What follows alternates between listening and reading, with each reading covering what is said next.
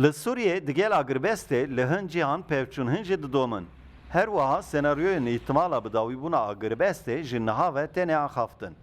Cigirê Wezîrê Derveyê Rusyayê Ryabkov diyar kir ku ew bi dilgermî li Sûriyeyekî federal dinêrin. Lê gelo Tirkiye li Sûriyeyekî federal çawa dinêre. Parlamenterê Partiya Destilat AK Partiye Mehmet Metiner dibêje, Tirkiye ne li dijî Sûriyeyek federalê ne jî li dijî kantonanê. Her wiha Metiner dibêje wê Tirkiye li Sûriye bi tenê rêveberiyeke ku dibin destilatiya PKK û PYD daye qebûl neke. Suriye'nin geleceğinde kantonal yönetimlerin olmasında da Ji bo ma di dahatiya Sûriyê sistema federalizmê an jî sistema kantona nexemin. Lê divê gelê Sûriye bi xwe biryara vê yekê bide. Bi tenê divarê hebûna PKK ya alî Bakurê Sûriye'de em neqayîl bin. Bereva jî ji aliyê Kurdan vê avakirina sistemeke federal ya vekî li Bakurê Iraqê me aciz nake. Vekî destkeftiyên Türkmen û Ereban em ê destkeftiyên Kurdan jî vekî destkeftiyên xwe bibînin. Irak'ın kuzeyinde olduğu gibi sahip olması bizi asla rahatsız etmez.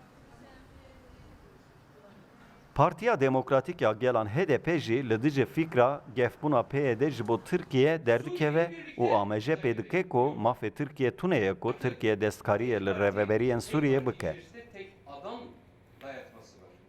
Asla kabul edilebilir bir durum değil.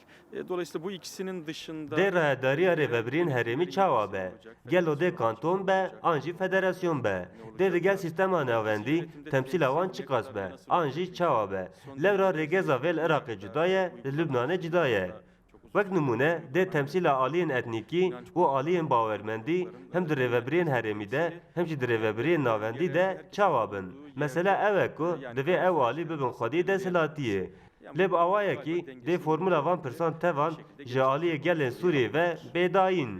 Yeni anayasa konusunda CHP çekilmiş. Wezîrê Derveyê Amerîkaya John Kerry jî daxuyandı bû ku eger li Sûriye agirbest li ser nekeve, ew ê plana xwe ya bêyê birêve bibin. Ku di wê planê da parçebûna Sûriye jî heye.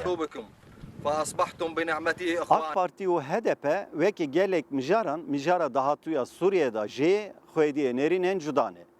Lêbelê her du partî jî di wê fikrê danê ku divê gelên Sûriye bi xwe biryara dahatuya xwe bidin. Kemal Avcı, Rudaw, Ankara.